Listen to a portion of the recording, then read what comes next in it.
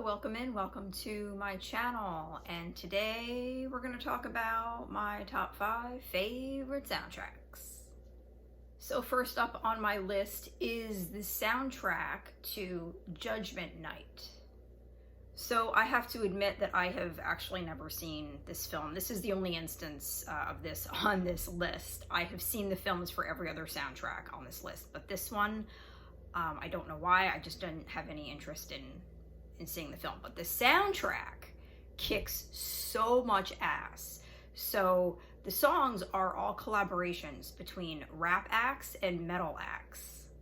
Released in June of 1993, it does feature acts by Helmet and House of Pain, Biohazard and Onyx, Ice-T and Slayer, and Cypress Hill and Pearl Jam. I used to listen to the soundtrack all the time. Every song is amazing. Every song is really strong. I kind of wish that there was like a sequel to this soundtrack. Could we do that again? Could we get like some rap acts together with some metal acts and cook up another album? Anyone? The film itself stars Emilio Estevez, Cuba Gooding Jr., and Stephen Dorff.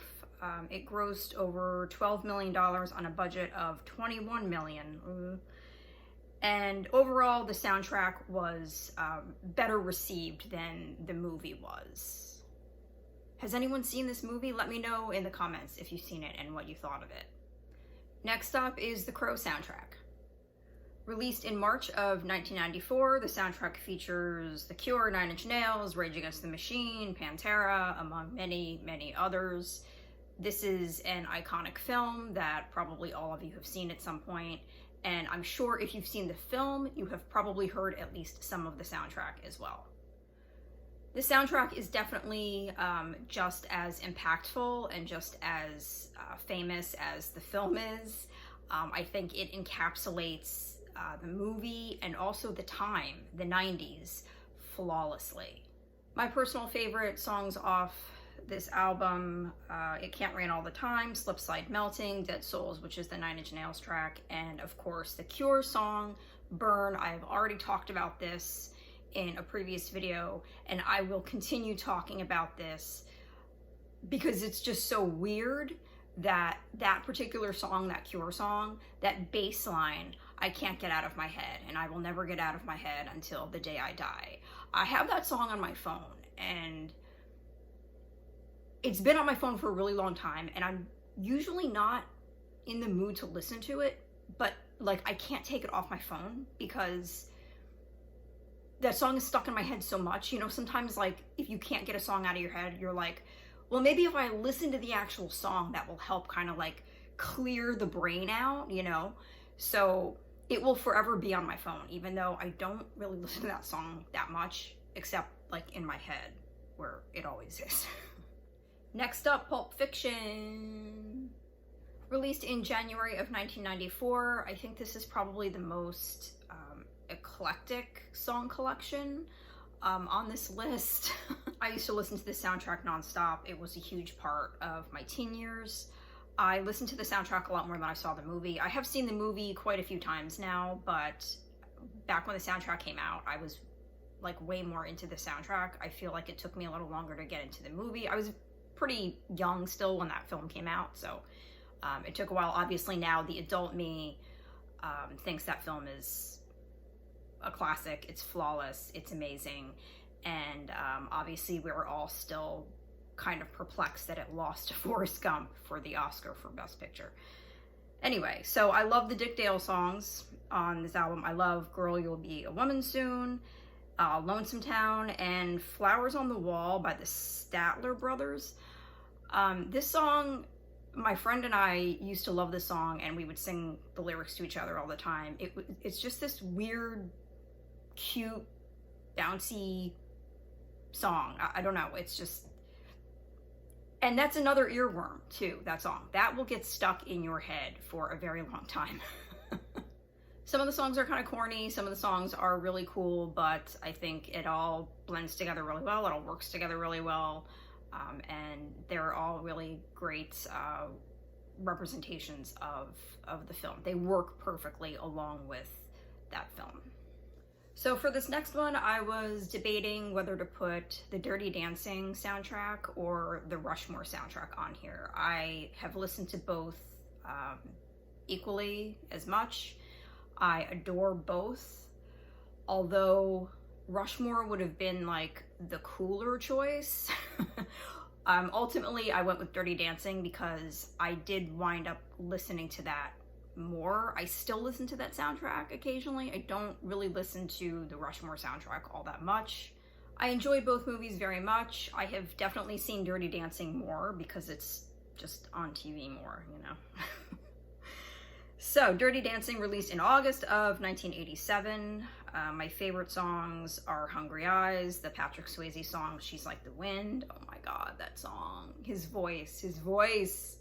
Gorgeous, and could dance and could sing, like the whole package, right? The whole enchilada with him. I also really love the more Dirty Dancing soundtrack. I love the Otis Redding songs on there, and Will You Love Me Tomorrow. The songs on the, well, I guess both albums are a mix of both 80s sounding songs and then songs from the 50s and 60s. The story of Dirty Dancing takes place in, I can't remember. Let me find out. Okay, 1963. The film takes place in 1963. The soundtrack for Dirty Dancing spent 18 weeks at #1 on the Billboard chart and eventually went on to sell 32 million copies worldwide. Dang.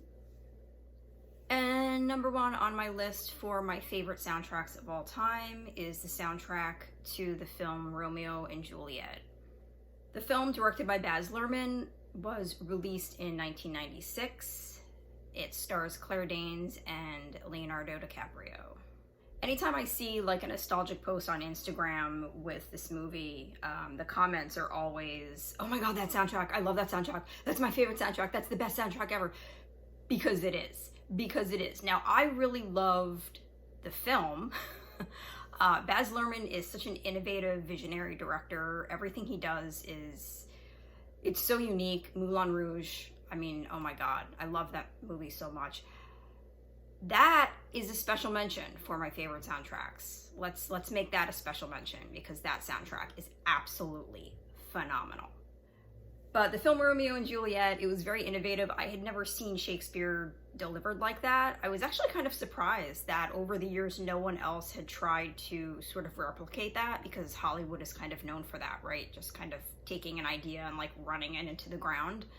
I was surprised that I never saw any other like hipper updated versions of like Macbeth or Hamlet or anything else. But he did it really well. I really love that film, but that soundtrack, I mean, I still listen to it regularly to this day. Definitely my favorite track on that album is the Garbage song, which is #1 Crush. I love the song Whatever by the Butthole Surfers. I love Talk Show Host by Radiohead. I love To You I Bestow. Every song on that album is perfect. It's perfect for the movie, but it's also perfect just on its own. If you've never seen the film, it doesn't really matter. You can still enjoy the soundtrack. I still very highly recommend that you check it out if you have never heard it in full. It really is, it just has, it's my favorite soundtrack, and it also just, it has some of my favorite songs of all time on there. So that's it. That's the video. Thanks for sticking around. Thanks for watching. Please comment down below. Let me know what your favorite soundtrack is. And I will see you guys very soon. Take care of yourselves. Bye-bye.